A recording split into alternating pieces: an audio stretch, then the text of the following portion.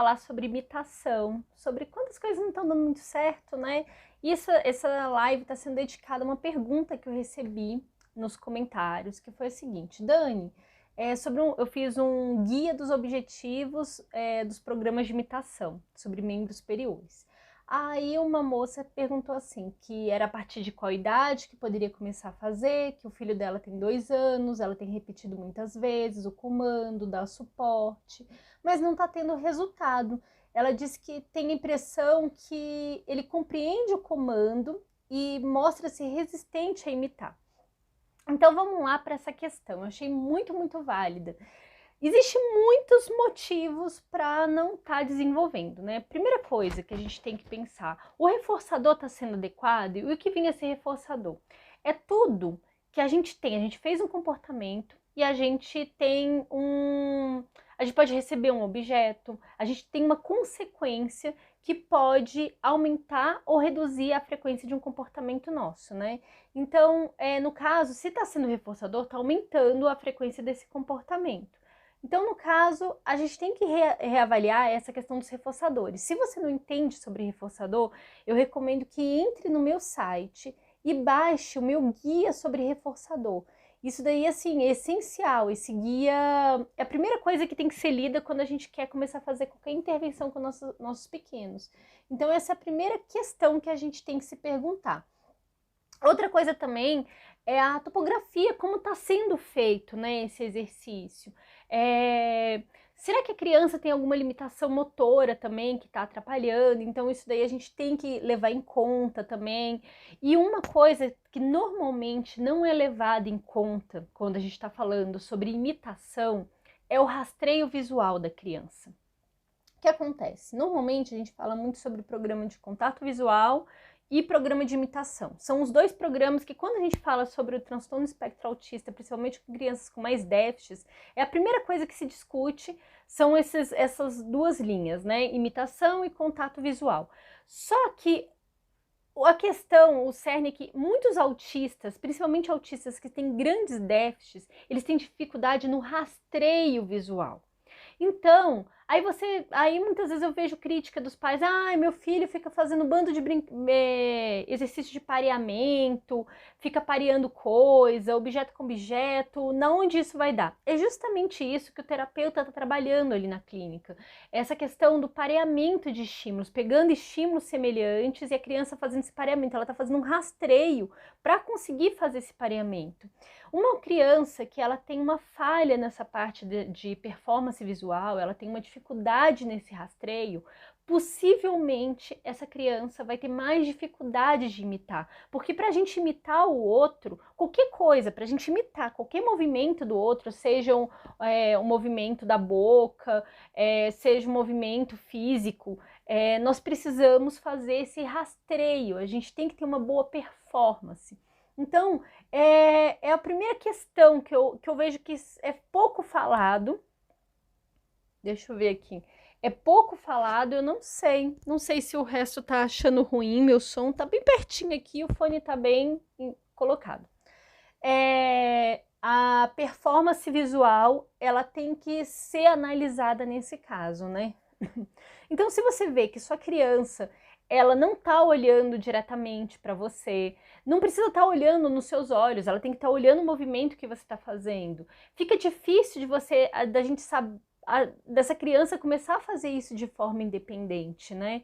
Então, para isso é muito importante uma avaliação.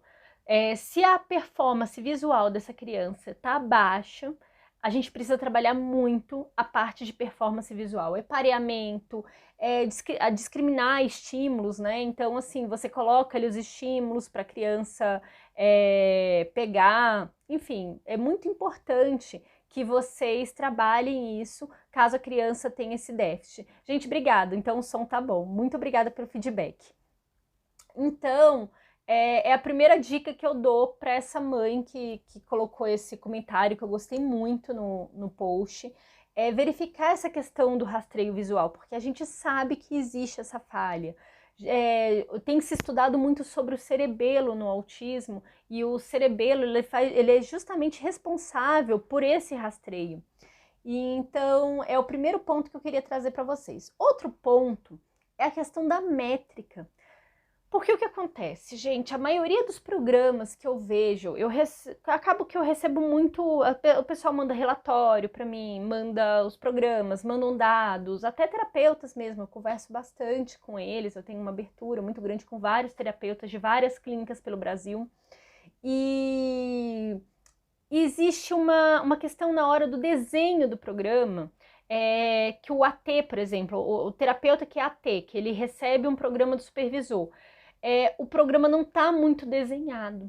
O que vem a ser isso? Ele não está muito definido. O que um programa tem que ter? Que eu já conversei algumas vezes com vocês aqui. Primeiro, foi feita uma avaliação da criança, então a gente sabe os pré-requisitos para essa criança fazer.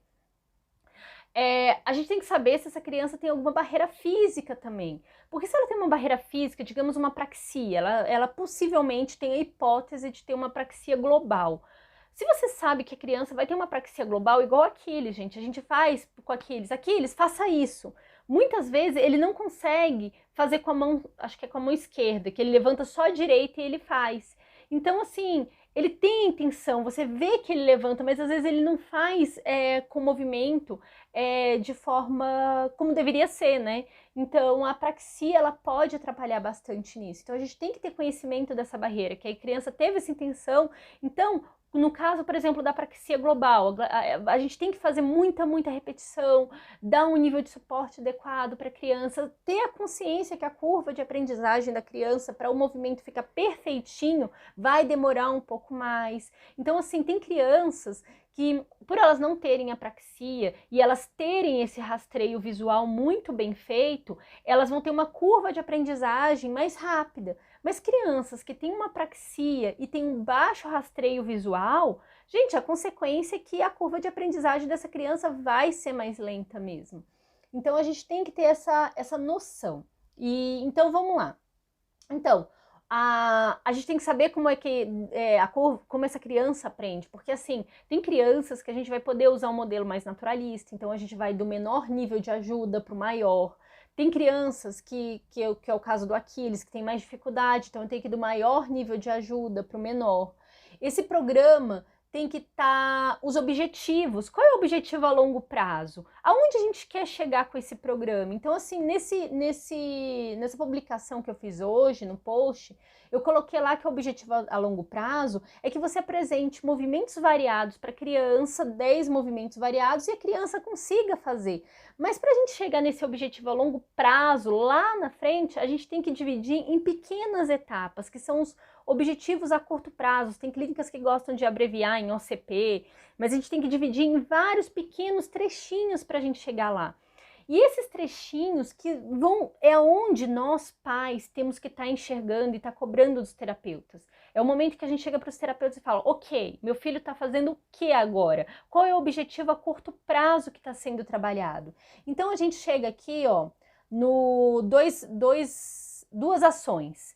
Você colocou 2 ações para a criança fazer. Então você fala assim, eu falo para Aquiles, faça isso.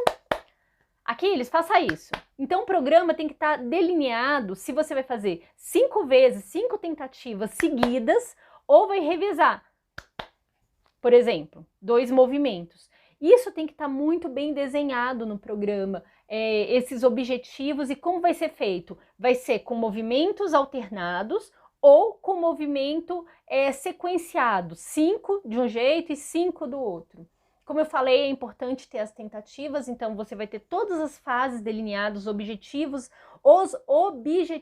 a curto prazo. Então você vai ter lá o objetivo a longo prazo e vários objetivos a curto prazo.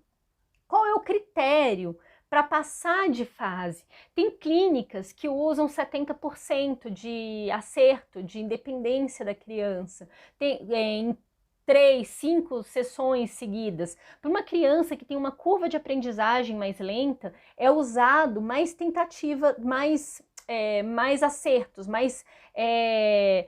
em 5 sessões a gente passa de fase. Já crianças que têm uma curva de aprendizagem mais lenta e tudo, costumam usar em 3. 2, normalmente é 3, aí passa de fase. E a acertabilidade também. Tem clínicas, o Ninar, por exemplo, eles usam 90%, eles usam 90% de critério para a criança passar para o próximo objetivo a curto prazo, por exemplo.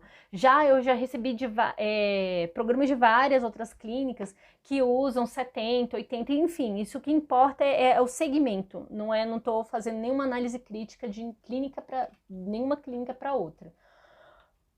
Tem que estar muito desenhado qual é o antecedente, como eu já falei várias vezes para vocês sobre a tríplice contingência, né?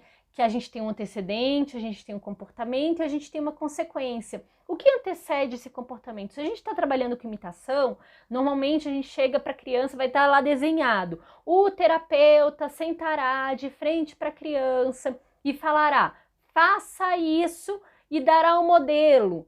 Se a criança não fizer, por exemplo, se for mais naturalística, vai esperar a atitude da criança para fazer. Mas se for no modelo mais estruturado, dê o nível de ajuda necessário para a criança seguir o modelo. Reforce o comportamento logo que você deu esse nível de ajuda, ou que a criança fez o movimento, e registre a tentativa. Aí faça 5 tentativas, faça 10 tentativas, tudo isso tem que estar muito desenhado no programa, tem que estar muito bem descrito. Tem que estar descrito qual é a resposta esperada no programa, qual é a resposta incorreta, e se houver uma resposta incorreta, como é que você vai fazer essa correção de erro? Por quê? A gente não quer que a nossa criança fique gravando na cabecinha dela um histórico de erro. A gente quer que ela aprenda. Então, assim, no início a gente vai dar muito suporte para a criança, mas esse suporte não pode, igual é o caso dessa mãe trazendo, que ela dá um nível de suporte. A gente não pode ficar dando esse suporte o tempo todo para a criança, a gente não pode, a gente tem que reduzir esse nível de ajuda. Então, tem a questão, por exemplo, da correção de erro em 4 passos. Digamos que o meu filho, por exemplo, Aquiles, ele não saiba fazer isso. Ele não sabe fazer isso, a gente está fazendo um programa de imitação que ele vai fazer isso. E eu fui dando nível de ajuda nas primeiras sessões, ele passou 5 tentativas no primeiro, 5 no segundo, e ele começou, eu vi que eu só estava precisando dar uma ajuda parcial. Aí eu começo a reduzir o nível de ajuda para ver se ele faz sozinho. Aí digamos que ele erre. Ele errou, aí eu vou fazer a correção em 4 passos, né? Eu vou dar um nível de suporte para ele fazer o movimento. Vou para uma coisa que ele já tem domínio, que aí eu chego aqui, Aquiles, faça isso. Aí faça isso. E aí a gente volta a fazer, Aquiles, faça isso, já dando mais suporte para ele. Aí eu dei mais suporte para ele, reforcei o comportamento e bora ir para a próxima fase. Então, em 4 etapas a gente faz essa correção. Vamos lá. A consequência, né? Como é que você vai reforçar esse comportamento também, você tem que estar como consequência. O tipo de reforçamento, ainda tem que ter isso no programa. Como é que vai ser o esquema de reforçamento? Você vai reforçar a cada tentativa? Você vai reforçar a cada 2 tentativas? Até 5 tentativas? Então isso tem que estar muito bem descrito. O número de tentativas, o tipo de dica. A dica tem que estar muito bem descrita também. Então, assim, isso eu estou conversando para quem é AT que está aqui, para quem é pai que recebe esses programas. O que vem a ser uma dica física? Se eu estou falando para vocês sobre imitação motora e ele vai levar em conta que esse AT, ou esse pai vai estar sozinho na sala, vai estar sozinho fazendo esses movimentos, então assim... E a criança precisa de um grande nível de ajuda, mas eles têm o suporte de um espelho, por exemplo, e a criança entende, ainda tem isso, ela entende que o espelho é a imagem dela, a gente pode trabalhar na frente do espelho, sendo que o pai ou o AT vai fazer todo o movimento por trás da criança, sendo sombra, fazendo todo esse movimento. Isso daí é um nível de ajuda, é uma ajuda física total e ainda você fazendo como sombra. Mas também a gente pode estar de frente para a criança, também dando ajuda física total, por exemplo, para ela bater palminha. Uma ajuda parcial, onde você faz um leve toque, só para ela fazer o movimento, você só dá aquele ajudazinha, assim, só para aquela dica. Uma ajuda verbal, e isso ainda vai depender. Tem tarefas que a gente pode dar certas ajudas e em algumas atividades que a gente pode dar um certo conjunto de ajudas e outras atividades a gente não pode dar. Quando a gente vai trabalhar com encadeamento, tipo lavar mão, se vestir, enfim, qualquer coisa que seja numa cadeia, a gente não pode ficar dando dica oral o tempo todo, dica verbal, né? A gente não pode ficar oralizando, falando para a criança, faça isso, faça aquilo, lava a mão, fecha a torneira. Não que não pode, mas é inadequado porque ela cria muita dependência. Preferencialmente, a gente dá uma dica física ou alguma dica gestual. Aqui, vamos lá. Deixa eu só terminar aqui que eu vou para as perguntas. Gente, assim, preferencialmente coloca a pergunta no chatzinho, mas eu vou ler o chat nesse negocinho bem aqui, de preferência. Então, assim, e fazer estratégia para fluência e generalização. Gente, a questão da fluência, da generalização, é uma coisa que é muito importante, gente, muito, muito importante, porque assim, é o caso do Aquiles. O Aquiles, a gente fez um programa de imitação no início do ano muito intensa com ele estava imitando vários movimentos já, e estava fazendo comigo, com Elias, e hoje, por exemplo, a gente passou um tempo trabalhando muita imitação, muito ecoico, muita imitação vocal, e outros trabalhos também que a gente foi desenvolvendo com ele, mas principalmente esse, e a gente deixou algumas imitações motoras de lado. Aí você fala, então Aquiles desaprendeu, porque ele faz... Não, ele perdeu a fluência. Ele faz, é igual... Sabe quando a gente passa anos e anos sem andar de bicicleta, e quando a gente vai subir na bicicleta, a gente dá aquela balançada, a gente dá uma, sabe, desestruturada na hora que a gente tá subindo, mas depois de um tempo a gente volta a andar direitinho. A gente não faz mais aquelas manobras que a gente fazia quando era jovem, mas a gente consegue andar direitinho. Então é justamente isso, a gente perde a fluência. Então é muito importante que a gente fique ligado nessa questão do treino para que nossos filhos não perderem a fluência em programas que são muito importantes. E a generalização, que enfim, é fazer em todos os lugares, é o momento que a gente fala que a criança aprendeu, que ela não faz só em casa, ela faz na escola, ela faz na casa dos avós, ela faz em vários lugares o que foi aprendido. Então, um programa bem feito tem que ter tudo isso que eu falei para vocês. Mas infelizmente, gente, é muito difícil achar um programa que seja desenhado assim, porque ele é custoso, ele leva tempo demais. Eu demoro horas e horas montando esses programas para Aquiles e testando e readequando e preparando material para ele. Por isso que eu falo para vocês, a gente não pode se enganar achando que a aba é barata, que terapia é barata, porque não tem como ser, porque assim a gente vai fazer os terapeutas trabalharem de graça. Essa que é a realidade. O que a gente tem que fazer é que o governo, incentivar o governo, ajudar nessa questão das terapias. Por quê? É muito custoso, são muitas horas. Eu, para fazer um programa para o Aquiles, os programas que eu faço para o Aquiles, eu demoro uma semana montando, indo até de madrugada, montando material para ele, discutindo com o supervisor. Então, essa questão. É muito, muito custoso, é muito difícil, exige muito estudo. Eu passo horas e horas estudando. Em falar até nisso, olha, eu vou dar um exemplo para vocês que eu passei recentemente. Foi essa semana que eu tava montando, acho que foi antes de ontem, eu tava montando os programas da fono do Aquiles. E aí o que acontece? Eu acho que eu já falei muitas vezes aqui para vocês, eu sei que eu já falei várias vezes para vocês sobre o Abels. Então ele ajuda a instrumentalizar.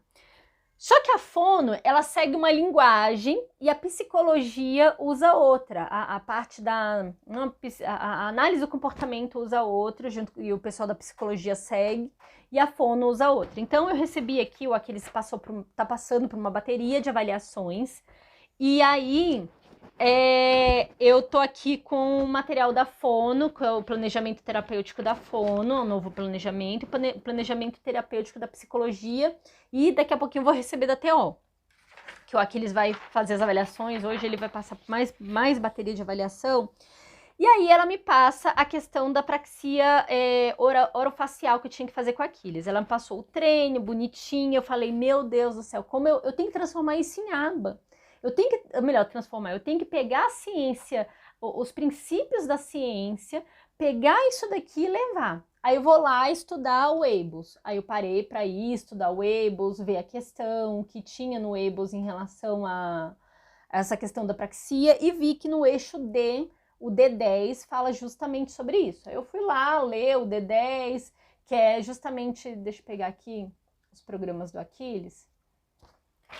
E aí eu vou mostrar para vocês, o que eu vou mostrar para vocês é o resumo do programa, porque é o que eu leio todo dia. Todo dia que eu vou aplicar com Aquiles, esse aplicativo fui eu que desenvolvi, gente, não tem à venda, não tem em lugar nenhum. Foi eu que desenvolvi para ele, fica aqui os programas, eu só olho aqui.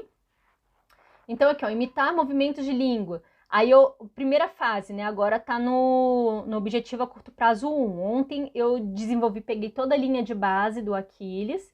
E aí, esses daqui são os objetivos a curto prazo, como é o procedimento, esquema de reforçamento, os níveis de prompt, né? Aí eu peguei esses daqui, que foi que a Fono passou, que são os usados, mas assim, basicamente a gente leva...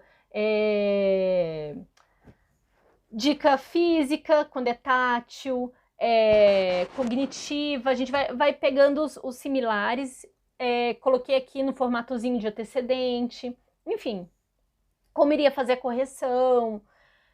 Então, eu demorei um tempão. Aí, outro também, que foi esse daqui que são esses outros. Imitar consoante, vogal, consoante, vogal. Foi outro que eu demorei desenhando, porque não basta eu ter criado isso. Eu tive que criar também os materiais para o Aquiles. Então, fui lá buscar as figurinhas para criar, para ele seguir, porque a gente usa esse modelo onde a gente dá toda a dica tátil para o Aquiles, ainda tem a dica visual da figurinha, com as palavrinhas, então tem que escolher figuras que chamem a atenção dele. Isso dura muito tempo montando. Então, gente, eu trouxe tudo isso daqui para vocês entenderem.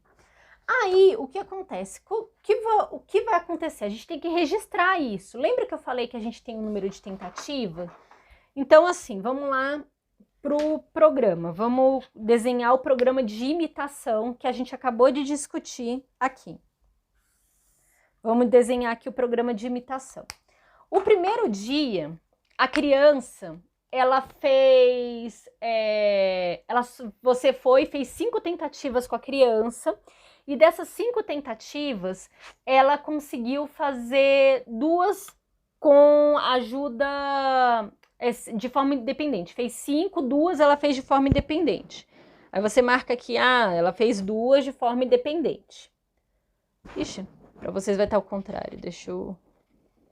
Ai, não consigo fazer o 2 ao contrário. Consegui. O 2. Fez 2 tentativas de forma independente. Aí, isso daqui é a nossa linha de base. A linha de base. Vai ficar ao contrário para vocês, gente. Não vou ficar escrevendo...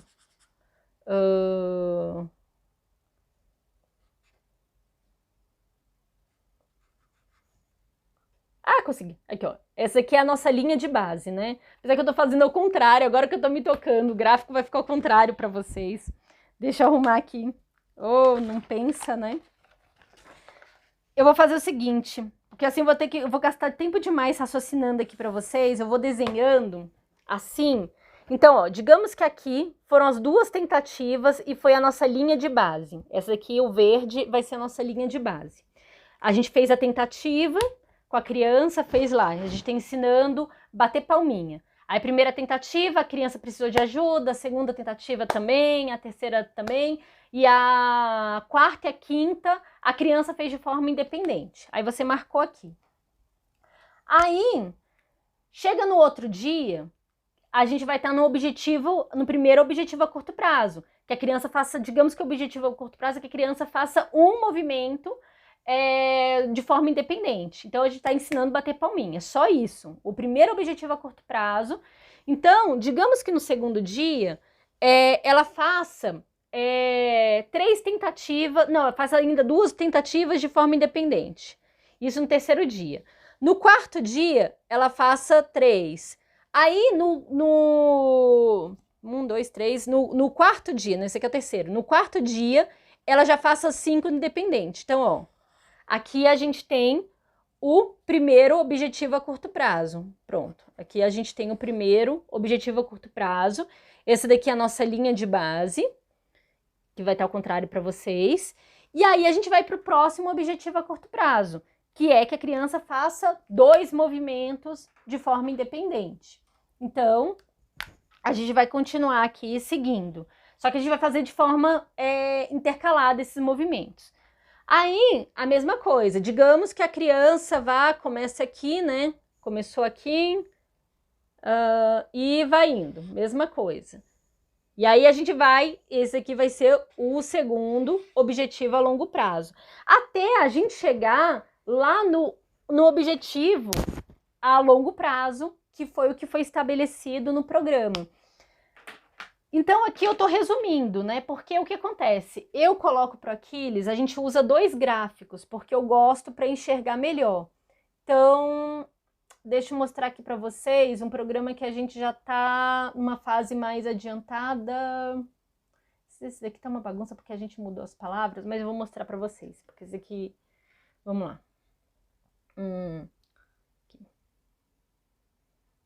Olhando aqui parece que aqueles caiu, mas é porque o número de palavras, então a gente só olha até aqui, ó.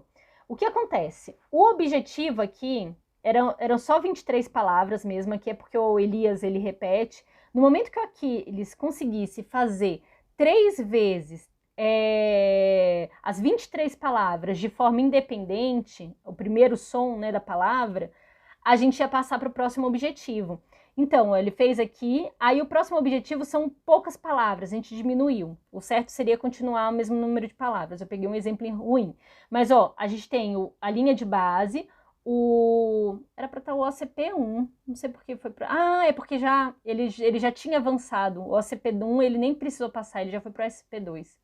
Então, deixa eu pegar outro programa aqui para mostrar para vocês. Que aqui ele já... esteja mais desenvolvido. Preencher palavras com canções. Vamos aqui, movimentos.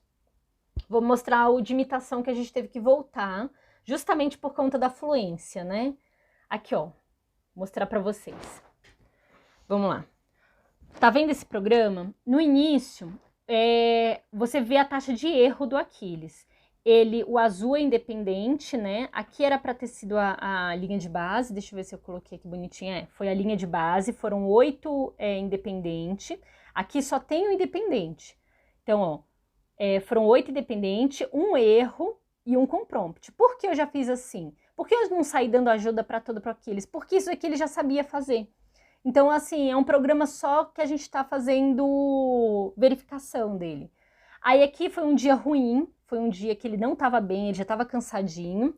Aí ele continuou nesse padrão de 8 tentativas, das 10 tentativas, 8 de forma independente, 1 erro e 1 com ajuda. Prompt aqui, gente, é ajuda, tá? E ele foi seguindo, ó, 2 dias de forma 10 independente.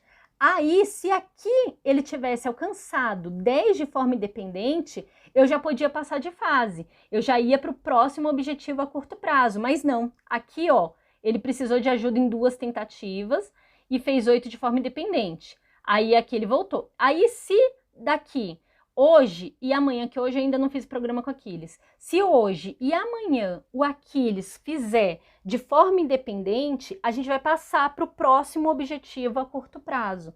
Então, aqui, ó, a gente está seguindo aqui no primeiro objetivo a curto prazo. Se o Aquiles permanecer isso, a gente esse gráfico daqui vai saltar para um outro, vai ser separado isso. Então, vamos lá ver outro programa do Aquiles. Preencher com canções, será que esse daqui? Acho que esse daqui ele já começou, esse aqui também só tem 2, porque ele já começou fazendo todo, eu tenho que aumentar o número de canções agora. Aqui, ó, esse daqui são 5 tentativas nesse, no outro eram 10. O objetivo é que o Aquiles alcance 3 dias em 5, ele ainda tá aqui, ó, porque eu tive que dar ajuda na música Seu Lobato tinha um sítio, o Vaca, e a gente ainda tá modelando, então ele ainda não alcançou as 5 tentativas, mas quando ele for, a gente vai para a próxima linha de base. Isso eu tô mostrando para vocês como é importante a gente usar a aba, como é importante a gente integrar a aba no trabalho da fono, como é importante a gente levar a aba para o trabalho da TO, porque a gente vai poder mensurar. É muito difícil isso, é muito difícil, gente. Eu tô fazendo um trabalho com Aquiles agora, que é de sons, que é justamente esse daqui, que é imitar sons curtos e sons rápidos. E o Aquiles só aceita fazer isso quando eu faço com fantoche. Se eu peço para ele imitar olhando para minha boca, ele não faz. Mas se eu pego o fantoche, brinco com ele, então assim, a cada tentativa, de tantas e tantas tentativas, a gente tá fazendo o oi, oi! Aí eu pego o fantoche, oi! Aí ele pira, ele começa a brincar e adora. Só que eu tenho que filmar toda vez isso e analisar, porque eu faço as tentativas, eu faço as 5 tentativas desse programa durante essa brincadeira que eu faço com ele, mas não dá para eu fazer diretão. Eu tenho que brincar de morder o pezinho dele com fantoche. Cadê a barriga? Ai, pega a barriga. Aí eu volto pro programa.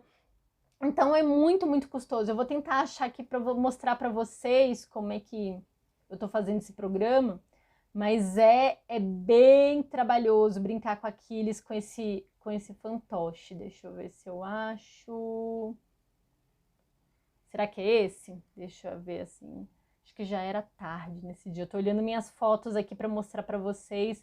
Mas depois eu transformo isso daí em Reels e mostro para vocês como é que eu fiz. Vocês sabem que eu sempre divulgo essas coisas, não tenho problema com isso. Deixa eu ver se é esse daqui. Rapidinho, gente, já. Aqui, ó. Esse mesmo. Vou mostrar aqui pra vocês. Aqui.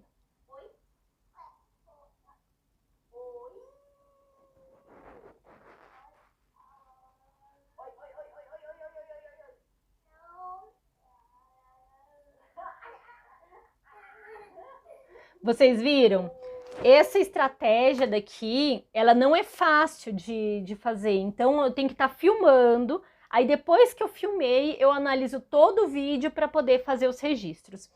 Então, gente, o que eu queria trazer aqui para vocês era isso. Eu vou ler agora as perguntas que eu vi aqui. Aqui. A Jaqueline, eu conheço uma AT que diz que o AT, na verdade, é para não deixar as crianças autistas não agredir outras.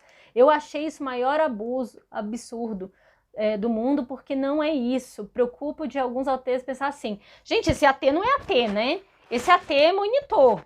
E é um monitor muito destreinado que não entende nada sobre autismo. Porque o AT, ele tem uma formação. O AT, ele tem que ter formação, não é legal, porque nada disso é regulamentado. Mas é esperado que o atendente terapêutico, ele entenda dos princípios da aba, que ele saiba ler um programa, que ele tenha essa sensibilidade para diminuir o nível de ajuda, que ele saiba aproveitar as oportunidades para ensinar para a criança. Até muito mais do que isso, muito bem colocado. Minha filha tem 3 anos e eu não sei o que fazer para limitar, porque como ela é muito teatral, tudo tem que ser com música, tem que ser engraçado, é muito cansativo. Mas é cansativo de qualquer jeito. Eu vou te falar, ontem eu tenho ficado muito exausta, gente, nesses tempos, porque os programas do Aquiles aumentaram muito e eles ficaram muito mais complexos. Então, assim, é muito, muito intenso. E ontem a gente foi fazer uma matrícula do Aquiles, a gente estava resolvendo umas coisas à tarde e a gente começou a terapia muito tarde. Eu comecei, né? O Elias já tinha feito a terapia a parte dele de manhã e a minha à tarde. E eu comecei a fazer às 16 horas. Gente, foi horrível, porque o Aquiles, ele dorme lá para umas 21 horas. Às 19 horas ia começar uma aula minha, que eu tô fazendo um outro curso sobre aba também, né? Eu sou a louca dos cursos e tô ficando louca com isso. Aí às 19 horas eu tava num curso e eu tinha que fazer o mais rápido possível a maior parte das intervenções do Aquiles. Então assim, até mais ou menos umas 20, 21 horas eu ainda tava fazendo intervenção com ele. Então, foi das 16 e foi tudo muito intenso, porque o que a gente normalmente faz? Ali das 14 até às 20, que é a hora que ele dorme, a gente faz tranquilo, eu paro, registro. Eu tive que fazer um atrás do outro, então é muito cansativo. Quem faz a terapia no filho é cansativo, é muito intenso. E eu não consigo romantizar isso porque não tem nada romântico nisso. Infelizmente é assim, a gente tem que tentar ver uma forma da gente se cuidar, mas não dá para romantizar. Mãe que é AT, mãe que é terapeuta, mãe que é coterapeuta, eu não gosto de chamar de mãe de AT de forma alguma, mãe é coterapeuta. No momento que a mãe vira coterapeuta do filho, o pai vira coterapeuta, é outro mundo, gente. É outro mundo, é outra realidade. Eu ainda quero trazer alguma solução para vocês sobre a nossa saúde mental, sobre como a gente se cuidar, mas eu ainda não sei fazer isso e quem sabe um dia eu ainda consiga aprender para trazer isso para vocês, porque eu tô exausta. Dani, como resolve adolescente com 15 anos? A aba, sim, a aba serve para todo mundo, como eu falo. A gente tá no Instagram, o Instagram é pura aba. A gente usa o Instagram, ele usa a análise do comportamento aplicada com a gente o tempo todo. Aqui, mas o pai, o Elias, ele é AT, o Elias é coterapeuta do Aquiles, ele tá lá embaixo fazendo terapia, eu tô aqui falando com vocês, eu tô ouvindo o Elias fazendo intraverbal com Aquiles, fazendo ecoico, eu tô trabalhando aqui em cima, porque eu moro num apartamento, tem 2 pavimentos, né, e eu fico escutando o tempo todo o Elias lá embaixo, fazendo as terapias, é muito, muito legal. Nós somos muito parceiros e temos que ser, assim a gente não dá conta, assim pira, os dois piram. Então a gente tenta dividir, equalizar as tarefas, mas voltando aqui para a pergunta da Paula, aba é para qualquer idade e aba não é para autismo, aba é usado na parte empresarial, é usado muito em marketing, gente. aba, eles abusam da análise do comportamento aplicada na área de marketing, tenha certeza. E o Instagram é uma das grandes ferramentas que usam isso para nos manter aqui dentro dessa ferramenta. Então, por exemplo, esse like que você dá aqui, esse comentário, a forma que você engaja, ele vai pegando esses dados do que você tem interesse, da sua linguagem, e vai pegando propagandas e outros posts que são associados ao que você gosta para te mostrar, para te fazer ficar mais tempo nessa ferramenta. Então, é uma estratégia que eles usam. E para quem não sabe, né, minha formação é na área de engenharia, eu também mexo com programação, e o que eu fico fascinada com o Instagram é justamente essa questão, essa inteligência que ele tem. Eu realmente fico muito fascinada com isso. Eu aproveitar aqui o gancho para responder algumas perguntas no direct que as pessoas me fazem assim sobre... Cadê? Perdi as perguntas. Eu tenho que tirar print e anotar, porque as pessoas fazem umas perguntas muito relevantes. Estamos preocupados porque estão com suspeita de comorbidade de esquizofrenia. A esquizofrenia é uma coisa... Assim, primeira coisa que a gente tem que levantar é o histórico familiar, né? Se na família tem um histórico familiar, é muito importante levantar isso. Nessa fase dos 15 anos, realmente tem a segunda grande poda neuronal. A gente tem várias podas neuronais conforme a nossa vida. E aos 15 anos, essa faixa da idade, a gente tem essa segunda. Existe essa possibilidade, mas é muito bom levantar a questão familiar. Se tem histórico, averiguar bem isso. E é uma complicação, eu nem sei o que dizer em relação a isso. Eu sei que, assim, para nós pais é uma complexidade muito grande, né, gente? Porque assim, por exemplo, o Aquiles, o que a gente está vivenciando agora com o Aquiles. O Aquiles, ele tem um diagnóstico de autismo, finalizou o diagnóstico dele de apraxia. Apraxia é uma coisa muito grave, gente. As pessoas falam muito sobre apraxia. Eu comprei até um livro profissional sobre isso para estudar, porque a apraxia ela é extremamente grave. O Aquiles, ele tem uma apraxia global também, assim, ainda não fechou o diagnóstico, mas tudo indica. Hoje ele vai passar por uma avaliação da TO, vai passar novamente pela avaliação da TO, só que agora maiorzinho, né? Depois eu volto aqui para conversar com vocês. E um possível TDAH. Então, quando a gente vê todas essas coisas somadas ao autismo, que é um transtorno extremamente complexo, isso tira o nosso chão. Eu realmente, assim, eu não entendo as pessoas que ficam aliviadas quando falam assim, então meu filho não faz isso porque tem essa outra comorbidade. Não, isso daí me assusta ainda mais, gente.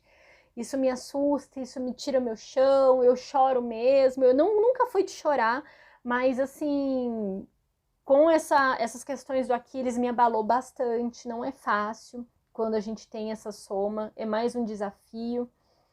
Por isso que assim, eu tento me empoderar de informação o máximo que eu posso. Eu e vários, vocês também, vocês que estão aqui na live comigo, vocês também estão se empoderando de informação. A gente vai tentar fazer o máximo que a gente pode pelos nossos filhos hoje, mas a gente não pode deixar de lutar pelo futuro deles. A gente não pode, principalmente que ano que vem é ano de eleição, né? 2022 é ano de eleição, né? Então, ano que vem, daqui para o ano que vem, a gente tem que começar a pressionar para que os próximos governantes façam instituições para cuidar dos nossos filhos. Para cuidar dos nossos filhos o dia que a gente não estiver aqui, o dia que a gente chegar à terceira idade, se um dia a gente tiver algum problema de saúde, que eles sejam bem amparados lá. Nós temos a consciência que ninguém vai cuidar dos nossos filhos igual a gente. Nós somos imbatíveis, nós somos pais, nós somos coterapeutas, nós somos tudo isso. Mas a gente precisa lutar para que existam essas instituições no momento que a gente falhar, para que eles não sofram. Esse sofrimento do transtorno, quando a gente fala no transtorno do espectro autista, né, a gente tem vários transtornos associados, várias questões associadas, quer dizer, e vários sofrimentos, né? Quando a gente está falando nível 1, tá muito na questão do entendimento, da dificuldade, assim, de entendimento com as pessoas, a relação social, toda essa habilidade. Eu tenho as minhas questões também, mas quando a gente está falando daquele nível 3, 2, que precisa de um nível de suporte muito grande, especialmente quando eu falo lá do nível 3, o sofrimento dele está justamente assim, como é que ele vai pedir comida, como é que ele vai se vestir ao banheiro, certos cuidados. Então, assim, a gente precisa muito cuidar dos nossos filhos hoje para desenvolvê-los, mas a gente tem que batalhar para que eles sejam vistos pelo governo. Por quê? A maioria a gente trouxe várias pessoas no transtorno, e a maioria é nível 1. A maioria do nível de suporte é nível 1. E o nível 3, o nível 2 e o nível 3 tem um número menor de pessoas nessa faixa. Porque é exatamente assim, é uma curva normal, é esperado que pessoas com mais comorbidades tenham menor número. Então, a gente tem que pressionar para que eles sejam vistos pelo governo, que eles sejam vistos pela sociedade, que eles precisam ser cuidados, que eles precisam ser mantidos, sabe? Trazer simpatia para as pessoas. A Paula falou assim, tem um dos gêmeos que está em sofrimento muito grande emocionalmente. É muito complexo, são 2 então, né? Você tem 2 filhos, os 2 são autistas, eu não peguei exatamente. Então é isso que eu trago aqui para vocês. Vamos trabalhar hoje para os nossos filhos, mas sempre vamos fazer tudo que a gente pode por eles hoje, trabalhar isso. É outra questão também legal da tutela, que a gente tem que desenhar isso, conversar com o advogado, procurar um advogado, porque a gente tem que avisar para o governo que o nosso filho é deficiente. Ainda tem isso. O governo não sabe que o nosso filho é deficiente. Se a gente falha hoje, digamos, a Dani morre hoje, papai também não tá aqui, a gente tem que avisar para o governo que o Aquiles é deficiente para que o Aquiles tenha os direitos dele. Então isso é muito importante. Ah, você tá falando que é tia. Nossa, que legal, você é muito preocupada, muito envolvida. Parabéns. Parabéns por você estar envolvida, assim. Então é isso, gente. Já tenho que prosseguir o dia. Foi muito bom conversar com vocês. Qualquer dúvida, vocês deixam nos comentários. Eu acho que a gente precisa ter mais live, assim, com assuntos mais densos também. Espero que tenha sido proveitoso essa conversa nossa e até mais, tá bom? Tchauzinho pra vocês. Ah, e participem do grupo do Telegram, entrem no meu grupo. O meu grupo eu tô colocando bastante material sobre apraxia por conta do Aquiles. Conheçam o meu site, tem bastante material, www.daniacf.com. Se você tiver qualquer problema em relação ao site, mande um e-mail para suporte@daniacf, aqui, suporte@daniacf.com. Quem vai te responder é o meu esposo, que é ele que cuida do meu e-mail, porque eu estou ficando maluca já com esse Instagram e com tantas redes sociais. Para quem não sabe, gente, eu tenho o Instagram, eu tenho o YouTube, eu tenho o Facebook e eu tenho o TikTok e o Telegram. Eu estou ficando louca. Aí o pessoal fala, Dani, faz grupo no WhatsApp. Eu, não! Só cabe essa mãozinha aqui, acabou. Então, ó, tchauzinho pra vocês. Até mais.